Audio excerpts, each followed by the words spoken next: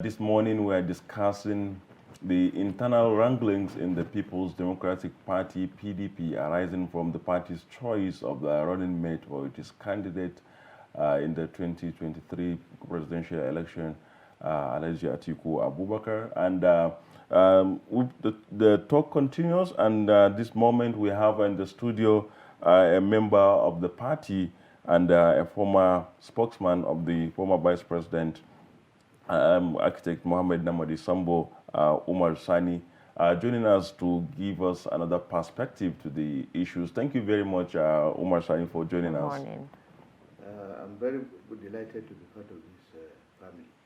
Thank you very much. Let's quickly delve into the conversation. The PDP is still not out of the the crisis arising from the choice of its governorship. I mean, the vice presidential candidate, with so many opinions, including persons who are even expressing, decamping from the party over that. What do you think? Why do you think the backlash happened this way? Well, let me start by saying that this is the second time we will have Alhaji Atiku Abubakar on the ballot. The first time in the PDP was in 2019, and now in 2023 he will be representing the party, at the presidential election. Now, in 2019, the hues and cries over the choice of his running mate was predicated on the fact that there was no wider consultation. And because the issue was that there was no wider consultation, people grumbled, especially in the southeast, because they believed he single-handedly handpicked Mr. Peter Obi to be his running mate. And so people like Okweremadu, the governors of the southeast, Ohaneze Ndigbo, and the rest were clamoring for a change of tactics and style. This time around, he decided to change his style, having won the primaries, to say, okay, let there be wider consultation. And this wider consultation brought about Okowa. Now, the argument that has always been placed before the public is that there was voting, and that Wike was voted 14 against 3. And so Wike ought to be the running mate of Atiku Abubakar. But beside that, there is no any concrete agreement or argument that says Atiku Abubakar cannot choose his vice. In section 121 of our party constitution, it is very clear that the presidential candidate is the one that has the power to select his vice presidential candidate. And in exercising that right, he has the right to form committees, to do anything that will help him, including wider consultations, to select the best among the people he wants to run with him.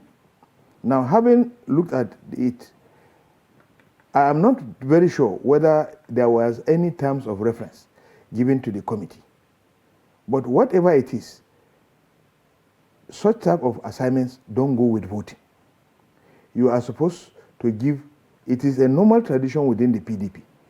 Even when the PDP is requesting for the ministers in various states, if they want to, they say the party should bring 3 names within which the president will select one. That's how it is the tradition of the PDP. Okay. So you bring 3 names, and then the presidential candidate chooses one. So going ahead to vote by the committee was not in exercise of that PDP tradition. And so they had violated that tradition, and the presidential candidate has the right to jettison their voting and look at the 3 names they have submitted to him and say, okay, this is the one that is most suitable. All right, now some PDP members have actually said that the manner in which the vice presidential candidate of the party, that's Okowa, emerged is nothing but sheer disregard for processes. And we all know that, the vice presidential selection can create as much problems as it can actually help in winning the election, meaning that the vice president has to be as strong as the president himself. So do you think that Okowa is a better choice as compared to Wike? Well, I don't know what they mean by that the vice president must be as strong as the president himself. By the powers of our constitution, the only assigned constitutional responsibility of the vice president is to chair the National Economic Council. That is the only place you will see the vice president in the 1999 constitution. So how can the vice president be as powerful as the president? It's the president that assigns responsibility. That is how the constitution works. So if the president says you are to do this and then he takes it over, how can you be as powerful as him? So is that the reason why Wike wasn't chosen? Because some have actually said that Wike is too strong for Atiku. Well, I don't think the issue is about whether Wike is too strong for Atiku or Wike is not too strong. When you contest with somebody and at the end of the day, you are able to defeat him. You see, you have the same set of goals. You have the same objective. You are pursuing the same thing. Wike wants to become president. Atiku also wants to become president. How can you take somebody who has almost equal ambition with you and say, okay, he is your vice president? You know it will not work because there will be clashes. What he has as his own plans and what you have in your own plans might be conflicting when you start working together. You see things this way, he sees things another way. So you have to bring in somebody who will see things your own way, and then there will be progress. You don't want a National Assembly that will stop you from working. When in the first tenure of President Muhammad, he said the 8th National Assembly was antagonistic to his administration.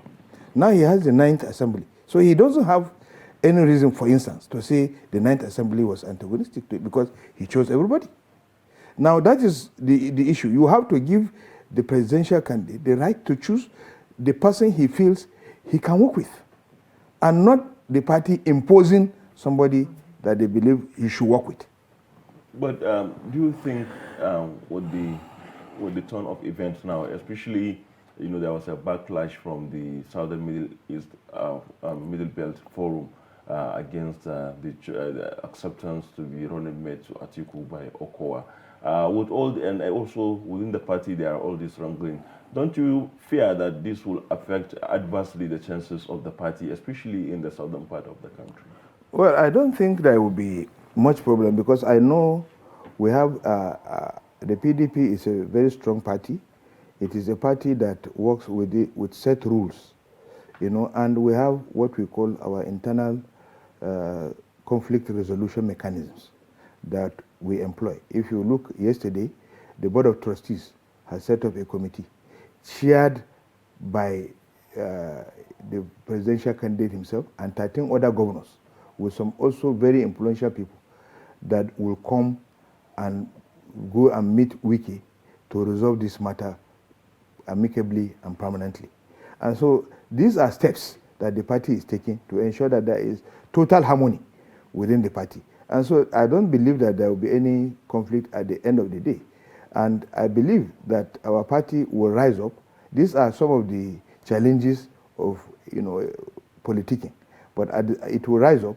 And of course, at the end of the day, in 2023, we should be moving to the villa. But do you think, Wike, do you see Wike accepting the olive branch that the party is extending, going by the bitterness from that angle? Well, going by his antecedents, I do not want to use his current mood because you cannot say that Wike is not aggrieved. He is aggrieved because when you lose in two fronts, you lost the presidential seat, candidate seat, and then you are losing the vice presidential candidacy. That's not naturally he will be aggrieved. However, don't forget the fact that he was the one who said, and I quote him, that he does not want to be vice president. He only wants to become president. However, even if the equation had changed and he ought to be vice president, and he was not vice president.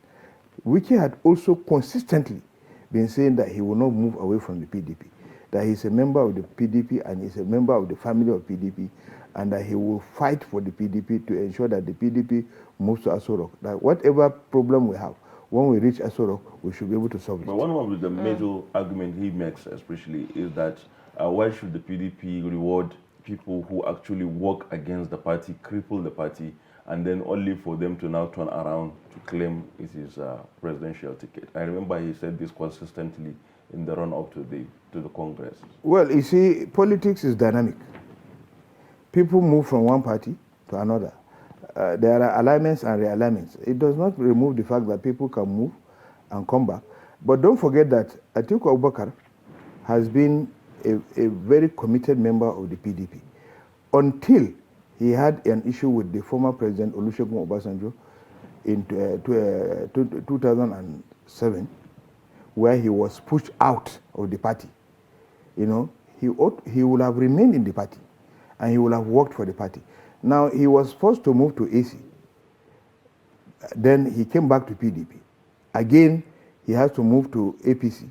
And then he's back to his own family. And he has promised he will never leave again. So it's not that his movement is that of movement of the people, like Bob Marley would say, Exodus. Okay.